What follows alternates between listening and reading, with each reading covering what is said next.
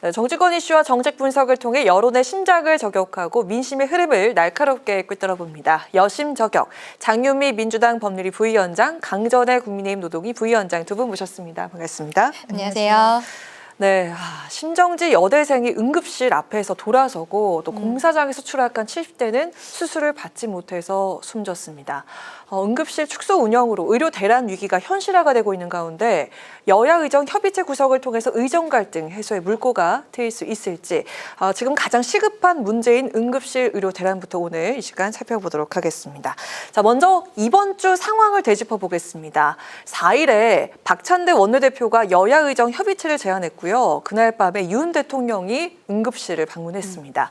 하지만 여전히 과도한 불안감 조장이다. 그리고 힘들다고 개혁을 중단할 수는 없다는 게 정부 측의 입장이었습니다. 그런데 오늘 한동훈 대표의 여야 의정 협의체 제안에 대통령실이 환영의 입장을 밝혔습니다. 단호하던 입장이었는데 왜 갑자기 좀 달라진 걸지 들어보도록 하겠습니다. 오늘은 한 분씩 좀 질문 드릴까 하는데 누구 먼저 좀 들어보는 게 좋을까요? 제가 먼저 할까요? 네, 좋습니다. 네. 네. 일단은 이번 주에 있었던 일을 넘어서서 그 대통령께서 국정브리핑이 있었는데 국정브리핑 과정에서 당연히 지금 그 의대 정원 문제에 대해서 이제 이야기들이 있었고 그때 기자들의 질문에 대통령께서 현장을 여러 차례 가봤지만 지금 현재 큰 문제가 있는 것은 아니다라는 얘기를 하셨었죠. 그런데 그 이후에 어떤 국민들이 체감하는 것과는 좀 다른 거 아닌가라는 이야기들이 많이 있었습니다. 그리고 한동훈 대표 같은 경우에도 여당에서도 조금은 그 눈높이가 다른 것 같다라는 형태의 이야기들이 있었죠. 그러면서 또 당정 갈등이 계속적으로 불거지는 거 아니냐라는 이야기들도 있었는데요. 여야 간의 당대표 협의가 지난 주말에 있었고 그리고 조금씩 이제 정말 협치하는 모습들을 보이고 있는데 지금 추석을 앞두고 우리 국민들께서 가장 걱정하시는 부분이 실상은 지금 의정 갈등에 따른 그 의료 그 공백이 좀 오래되고 있는 부분들 아니겠습니까? 대통령께서 그런 부분들이 좀 국민들께서 한번 대통령이 직접 가봤으면 좋겠다라는 이야기들을 많이 하시는 거예요. 국정브리핑에서 여러 차례 가봤다라고 하셨지만 어쨌든 최근 상황 확인하시기 위해서 경기 북부에 있는 응급의료센터를 지금 다녀오신 것으로 알려지고 있는데 그 지역 같은 경우에는 기본적으로 고령자분들이 많이 계시고 그리고 군부대가 있는 쪽이어서 다른 병원들보다도 응급 환자가 조금 더 많은 이런 곳이었다라고 합니다. 직접 가신 다음에 이렇게 조금 더 많이 신경을 써줘야 될 것 같다라는 형태의 이야기들을 하셨고 그러면서 좀 급물살을 타고 있는 형태가 되었는데 국민들께서는 아직 이게 완전히 이루어진 것은 아니지만 오늘 여야 의정이 함께 하겠다라는 이야기를 여야에서 이야기한 것을 넘어서 지금 정부에서도 함께 하겠다고 그 찬성의 입장을 밝혔잖아요. 많이 좀 안도를 하셨을 것 같아요. 왜냐하면은 그 한동훈 대표가 2026년도 입학 정원에 대해서는 유예를 하자라는 형태의 이야기를 했을 때 대통령실에서는 이 지금 진행하는 것을 멈출 수 없다. 그러면서 단칼에 거절하는 듯한 모습이 있었거든요. 네네. 그런데 오늘 나온 이야기는 2026년도 그 의대 정원에 대해서도 합리적인 안이 있다면 원점에서부터 재검토할 생각이 있다라는 것을 정부에서 이야기하고 그리고 그 추경호 원내대표 같은 경우에도 이것이 당과 우리 정부의 입장이다라고 정확히 이야기를 했거든요. 문제는 이제 여야 정까지는 됐는데 그렇다면 의회에서 누가 나올 것인가인 거죠. 지금 방송 들어오기 직전까지도 아직 의사들 쪽에서 는 뭐 정확한 입장이 나온 것이 없습니다. 이건 좀 시간이 걸릴 것 같아요. 왜냐하면 변호사들 같은 경우에는 법정단체로서 대한변호사협회라는 협회가 있는데 의사들은 꼭 그런 게 아니거든요. 대한의사협회도 있고 지금 최근에 한동훈 대표가 만났던 박단 회장 같은 경우에는 전공의협의회예요. 그리고 교수협의회가 또 따로 있고 단체가 여러 군데가 있습니다. 그래서 실상 지금까지도 정부와 의사들 간에 이게 대화가 되지 않았던 게 정부에서는 계속적으로 통일된 안을 가져오면은 대화할 용의가 있다라고 했는데 이 의사들 단체들 간에도 서로 간에 좀 의견이 많이 다른 거예요. 어느 회장이 만났을 때 다른 단체에서는 거기에 대해서 우리는 동의하지 않는다라는 이야기들도 하고 그랬었거든요. 박단 회장이 뭐 대통령을 만났을 때도 다른 단체들에서 굉장히 좀 반발을 하고 이런 모습들이 있었습니다. 그리고 또 최근에는 대한의사협회 회장 같은 경우는 단식을 하고 있었어요. 뭐 PA 간호사 관련한 부분들도 있었지만 한 6일 정도 단식을 하고 지금은 단식은 중단을 하고 회복을 하는 과정이긴 한데 이 의사들 단체들 간에도 굉장히 좀 알력 다툼이 있는 것으로 보여요. 우리가 외부에서 봤을 때 구체적으로 알 수는 없지만 그렇다면은 의사들의 대표로서 누가 나올 것인가?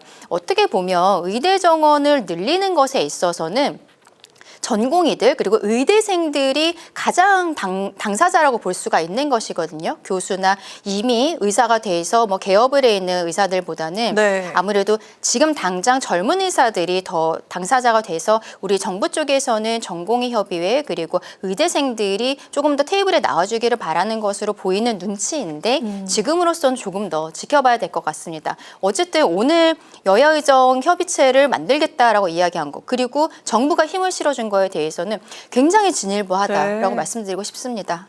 네, 이렇게 여야 의정에서 의가 누가 나오게 될 것인가 네. 좀 의견이 부딪히고 있다 이런 얘기 해주셨고 어찌됐든 이 협의체 제안에 대통령실이 환영의 입장을 밝히게 됐는데 어제 그 한동훈 대표가 대통령실 사유석을 만나서 의대 증원 중재안을 다시 요구를 했다고 합니다. 혹시 이게 결정적인 요인이 됐다면 향후 당정 관계와 또 한동훈 대표 입장에 좀 어떤 영향을 미치게 될지 이 야당 측에서 볼 때 좀 네. 어떻게 생각하시는지 들어볼까요? 일단 한동훈 당 대표로서는 강 변호사님도 표현하셨지만 처음에 제안이 단칼에 거부를 당했었습니다. 네. 그 당시에 대통령실에서 나왔던 입장은 지금 안과 크게 이제 다르진 않았었는데요. 한동훈 대표가 2026년도 정원에 대해서는 좀 유예를 하자는 차원에 대해서 이게 거의 잘 순항하고 있는데 한동훈 대표가 이렇게 발언을 공식적으로 함으로 인해서 약간 스텝이 꼬이게 됐다는 취지로 이야기를 했었어요. 그리고 정부가 이 정부의 개혁에 반대하는 세력과는 타협하지 않겠다는 취지로 밀어붙이겠다고 했거든요. 그렇다면 이 상황에서 한동훈 대표의 안을 수용하는 차원이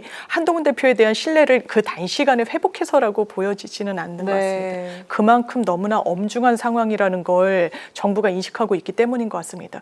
대통령이 이 응급실 상황과 관련해서 국정 브리핑에서 이렇게 말씀하셨죠. 이 응급실과 관련해서 문제가 있다라고 묻는 기자에게 나는 응급 현장을 많이 가봤다. 당신이 안 가봐서 그러니 한번 가보시라. 굉장히 잘 가동되고 있다는 취지로 이야기를 했어요.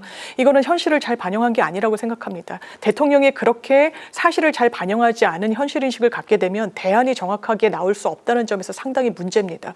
그리고 그렇게 문제가 없다라고 얘기를 하셨을 때 어떤 대책이 나왔습니까? 군의관을 응급실에 사실상 급파한 거예요. 네. 문제가 없다면 군의관들 숙련의가 아닙니다. 수련이 아직도 필요한 상황인데 전공의들이 빠진 자리를 메운다? 긴급시술 같은 거는 사실 기대하기가 어려운 상황이에요. 그 빠진 그러면 군 현장에서의 의료 공백은 어떻게 메울 것입니까? 이게 앞뒤가 좀 맞지 않는 부분과 관련해서 이 정부에도 더 이상의 선택지는 없었던 것 같습니다. 네. 여든 야든 이걸 불문하고 어쨌든 한 테이블에서 이 대안을 모색할 수밖에 없겠다. 그리고 지금까지 끊임없이 주장했던 2,000명 과학적인 근거가 있다고 그러셨죠.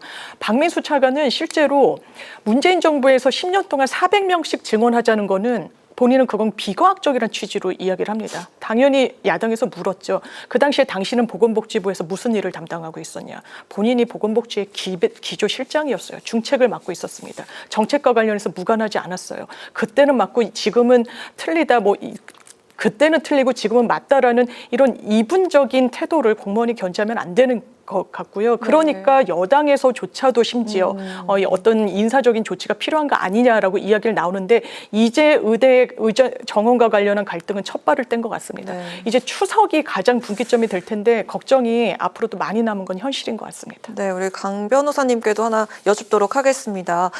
향후 당정 관계와 또 한동훈 대표 입지에 대한 그 영향에 대해서 좀 여쭙고 싶은데 대통령실이 당장에 있어서 그 불쾌감을 표출하기도 했었는데 지금 좀 관계가 좀 좋아지려고 한다, 뭐 훈풍이 부는 거 아니야 이런 관점에 있어서는 좀 아니다. 이게 사안의 심각성 때문이 있다 이렇게 해석을 해주셨는데요. 좀 앞으로 좀 어떤 영향이 있을지 좀 전망을 해볼 수 있을까요? 지금 사안이 워낙 중하기도 하지만 실상 어떻게 보면 한동훈 대표가 취임되기 전에 전당대회 과정에 있어서도 대통령실과 어떠한 사이가 좋지 않은 거 아니냐라는 이야기들이 많이 있었고 근데 처음에 전당대회 되고 당선되고 당대표가 된 바로 다음 날 대통령실에서 만찬을 할 때는 대통령께서 우리 한동훈 대표 외롭게 하지 마라라고 이야기를 하셨죠. 그런데 그 이후에 김경수 전 지사의 복권에 대한 문제라든지 그리고 계속적으로 문제가 되고 있는 것은 제3자 추천 특검에 대한 부분들 이것은 좀 더 지켜봐야겠습니다만 그리고 그 이후에 의대 정원과 관련해서 2026년 그 의대 정원에 대해서 유예하자라는 이야기를 했을 때 이게 미리 대통령실과 조율이 되지 않은 발언들이 언론을 통해서 나갔기 때문에 대통령실에서는 불쾌감을 감추지 않을 정도였습니다. 그런데 오늘 결국 여야 의정 협의체를 한 것에 있어서 정부에서 대통령실에서 찬성의 의미를 두고 있는다는 것은 이제 당정 간의 갈등은 어느 정도 해소가 되는 것이 아닌가라고 생각할 수 있을 것 같아요. 물론 앞서 말씀드린 것처럼 제3자 추천 특검에 대해서는 아직도 대통령실과의 내관이 전 남아있다라고 생각을 하고 있습니다만 지금 추석을 앞두고선 우리 국민들께서 실상 가장 지금 관심을 갖고 계시고 그 어려움을 갖고 계신 것들이 병원에 가는 것. 저도 사실 요즘에 그 지하철을 탈 때 항상 마스크를 씁니다. 이게 예전에 코로나 걸렸을 때 너무 아팠었기 때문에 지금 내가 아팠을 때 병원에 가서 제대로 진료를 못 받을 수 있다라는 거를 저도 생각을 하면서 많은 분들이 스스로 지금 케어를 하고 있는 것이거든요. 그런데 지금 상황에 있어서 당정이 갈라지는 모습을 보인다. 여야가 싸우는 것을 넘어서 당정이 갈라지는 모습은 굉장히 국민들께서는 생명권이 우리가 위협받고 있는데라고 생각을 하실 수밖에 없어요. 이 부분에 있어서 이제 협의가 되었다는 것이 한동훈 대표가 이제 취임한 지 한 50일이 조금 안 됐거든요. 이 상황에 있어서 어쨌든 힘을 실어주는 것은 분명하다라고 생각을 합니다.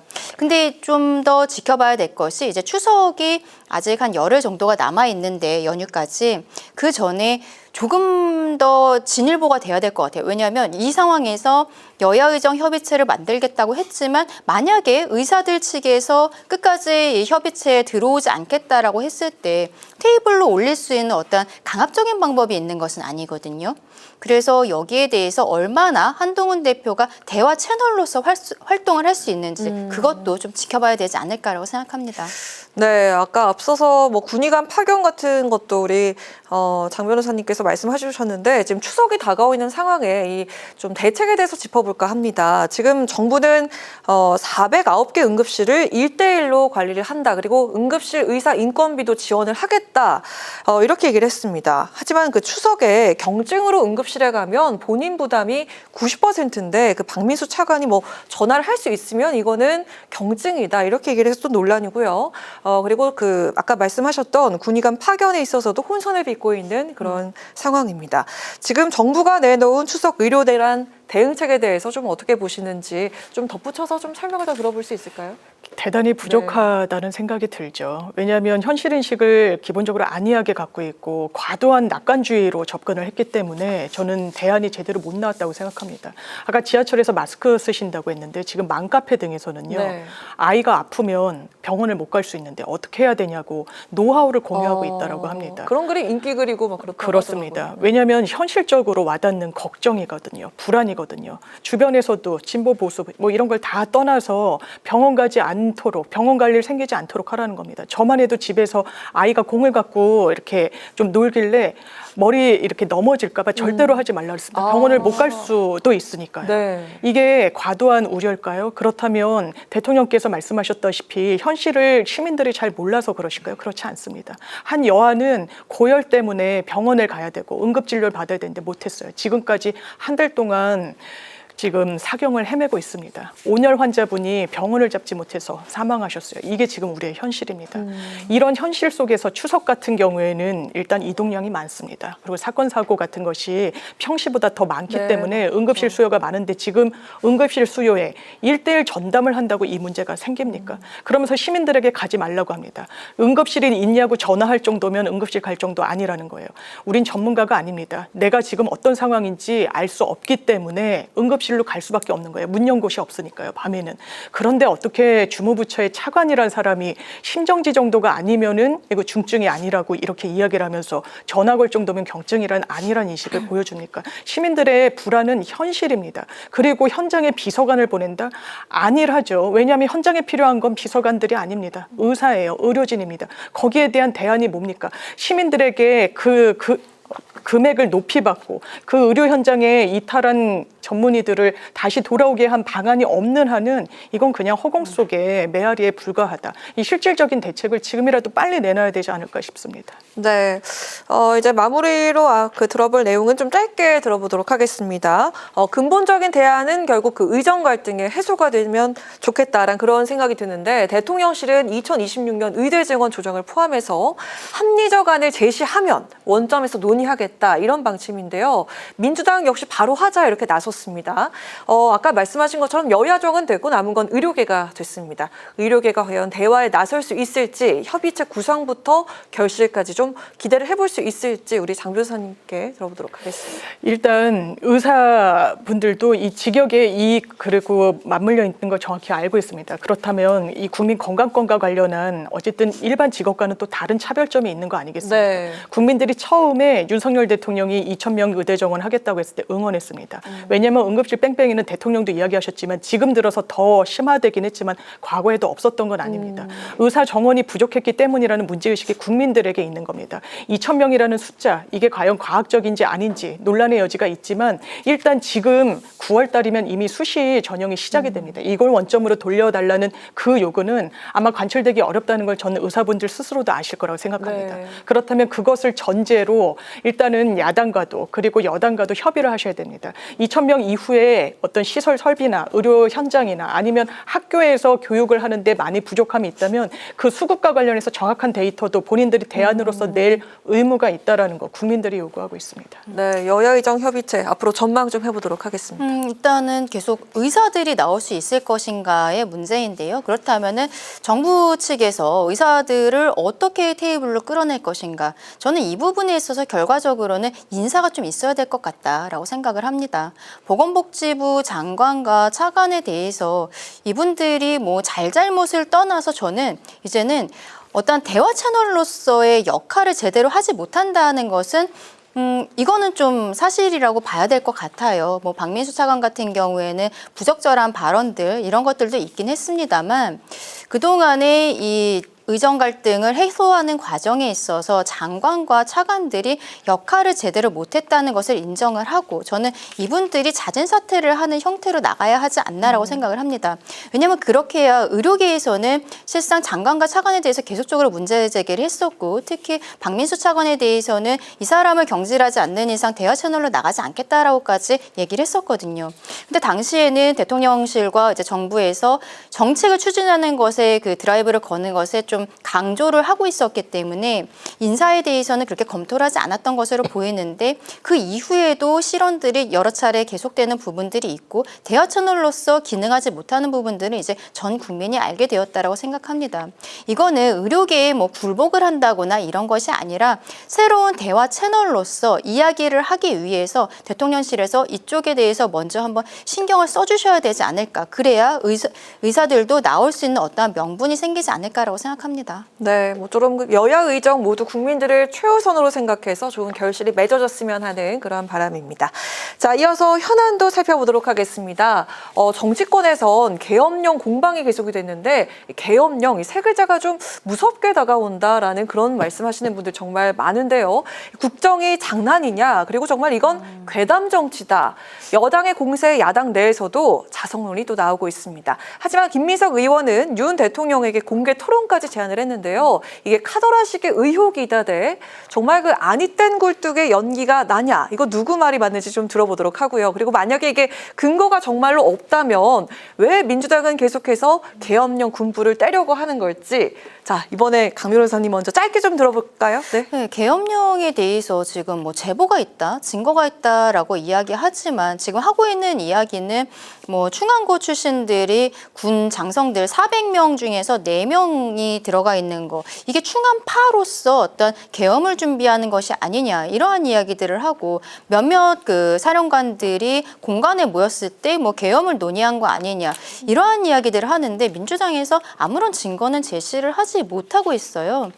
지금 김민석 의원이 수석 최고위원인데 처음에 계엄령에 대해서 이야기를 했을 때만 해도 이렇게까지 일이 커지지는 않았었습니다. 뭐 지금 21세기에 계엄령이라고 국민들께서 좀 이상하다라고 생각하고 하고 넘어가시는 정도였는데 지난 주말에 있었던 당대표 회담에서 이재명 대표가 그 온라인 네. 그 생중계가 되고 있는 모두 발언에 있어서 계엄령에 대한 이야기를 했단 말이죠. 네. 당 대표 그리고 그 전에 얘기했던 것도 수석 최고위원. 그렇다면 민주당의 지도부들이 계속적으로 이런 이야기를 하고 있기 때문에 아 정말로 뭐가 있는 게 아닌가라고 국민들께서 그때 분위기가 달라졌습니다. 이재명 네. 대표가 이야기를 했다는 거는 이거는 확실히 다르다라고밖에 볼 수가 없는 거잖아요. 그런데 그 이후에 딱히 제보에 대해서 이야기하지 않고 최근에 뭐 친명계 좌장이라고 불리는 정성호 의원 같은 경우에는 제보라는 거는 뭐 상상력 아니겠냐 이런 형태로 이야기하고 김부겸 전 총리 같은 경우에도 민주당 고문으로서 이런 형태로 하면 안 된다라는 얘기들을 하고 계시잖아요. 근데 김민석 의원은 이 상황에 있어서 또 이렇게 민주당에서 이야기하는 것이 계엄을 만약에 대통령이 네. 선포를 하게 됐을 때 지금 헌법상으로는 국회 재적의원 과반수가 해제를 요구하면은 대통령은 선택권 없이 바로 해제를 해야 되거든요. 그러니까 이렇게 헌법상 그 지금 거대 야당으로서 민주당에서 만약에 해제를 요구했을 때는 할 수 없는 것인데 어떻게 이걸 검토한다는 거냐라는 국민의힘의 말에 아 그러면 42명을 현행범으로 체포하면 된다라고 이렇게 이야기를 하는 거예요. 거짓말을 덮기 위해서 더 큰 거짓말을 하고 국민들께서는 정말 납득을 하실 수 없는 이런 상황들이 벌어지고 있는 것인데 김민석 의원이 본인이 계속적으로 뭐 대통령에게도 뭐 토론을 제의하고 뭐 한동훈 대표는 이 정도 수준이면 내기의 도청장치 아니냐 이런 얘기하고 있는데 저는 이거는 민주당에서 빨리 털고 나가야 된다라고 생각을 합니다. 제보가 만약에 제대로 된 것이 아니었다라면은 거기에 대해서 국민들께 정확하게 사과를 해야 된다고 생각해요. 지난번에 전현희 의원이 대통령 내외에 대해서 살인자라고 발언한 부분 여기에 대해서도 지금까지 뭐 사과가 한마디도 없는 것이죠. 그리고 계엄령에 대한 부분 좀 특히 민주당의 지도부 쪽에서 막말이 계속 나오고 있는데 이러한 부분들이 국민들께서 보시기에 굉장히 좋지 않고 특히 계엄 같은 경우에는 탄핵을 넘어서 계엄이라는 이런 표현을 쓴다는 것 자체가 너무 우리 일반인에게는 받아들일 수가 없는 부분이거든요.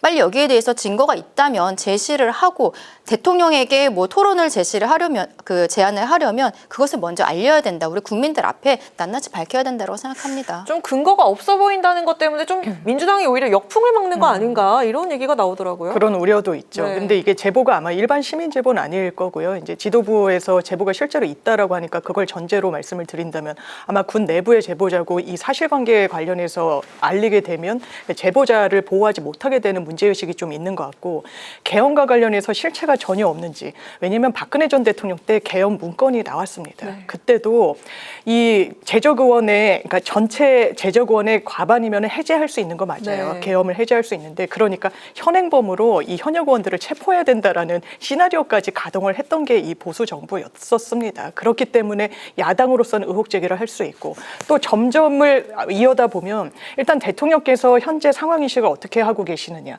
자유주의를 이제 해치려는 이런 세력들이 암약하고 있다. 반국가 세력들이 사회에 도사리고 있다라는 말을 정말 스스럼 없이 하십니다. 그럼 이거는 비상 상황입니까? 아닙니까? 계엄은 비상 상황에서 이제 발동을 하는 것이거든요. 네. 그리고 이른바 계엄과 관련했을 때 이 직간접적인 역할을 할 수 있는 군의 라인이 이른바 충안고 라인으로 바뀐 겁니다. 이를테면 뭐 경호처장이었던 김용현 국방부 장관 후보자가 되신 분도 그렇고 행안부 장관도 뭐 마찬가지입니다. 이상민 행안부 장관도 충안고 출신이시고 그리고 방첩사령관 충안고 출신이시고 777 사령관이라는 곳도 첩보를 다루는 곳이라서 다 맥락이 다 있습니다. 그러면 이게 정상적인 국정 운영입니까? 그리고 나아가서 계엄과 관련해서 실제로 문건까지 나왔던 그런 과거에 기반해 봤을 때 저는 야당으로서 충분히 문제의식을 갖고 문제 제기를 할 수 있는 사안이라고 생각합니다. 네, 저희 오늘 좀 주어진 시간이 많지 않은데요. 마지막 질문 하나가 남아 있어서 두 분 워낙 또 달변가시니까 한 40초씩 네. 짧게 한번 들어보고 마무리하도록 하겠습니다. 자, 이 상황에서 김건희 여사 공천 개입 의혹이 터졌는데 야당은 이 내용을 추가한 특검법을 새로 발의를 했습니다. 대통령실과 김영선 전 의원은 전면 부인하고 있지만 이게 만약 사실이면 공직선거법 위반인데 이 파문에 대해서 좀 정치권에 어떻게 작용을 하게 될지 들어보도록 하겠습니다. 네. 저는 이 계엄령 얘기를 덮기 위해서 김건희 여사가 공천 개입했다는 의혹을 터뜨린 것이 아닌가라고 생각을 해요. 왜냐하면 이준석 의원이 본인들도 개혁신당 같은 경우에도 총선 과정에서 이 이야기를 이미 제보를 받았었다. 근데 검토를 해보니까 뭐 미수도 안 되겠더라라고 언론에서 이야기를 한 부분이 있거든요. 제보를 한 사람이 개혁신당에만 제보를 했을까요? 오히려 민주당이 먼저 했겠죠. 그렇다라면은 그때 검토를 했을 때 이게 안 되는구나. 왜냐하면은 해당 당사자인 김영선 의원이 지금 부인하고 있기도 하지만 아예 컷오프가 되어 있는 상황이었지 않습니까?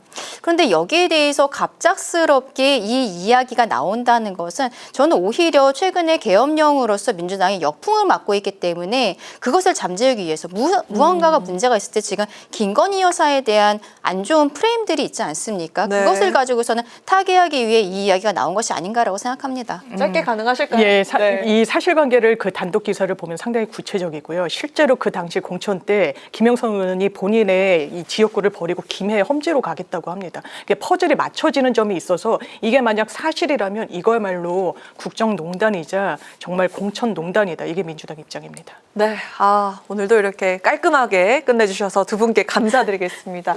역시 여심저격은 두 분밖에 없습니다. 다음 주에도 잘 부탁드리겠습니다. 네, 지금까지 장윤미 민주당 법률위 부위원장, 강전의 국민노동위 부위원장과 함께한 여심저격 시간이었습니다. 두 분 고맙습니다. 감사합니다.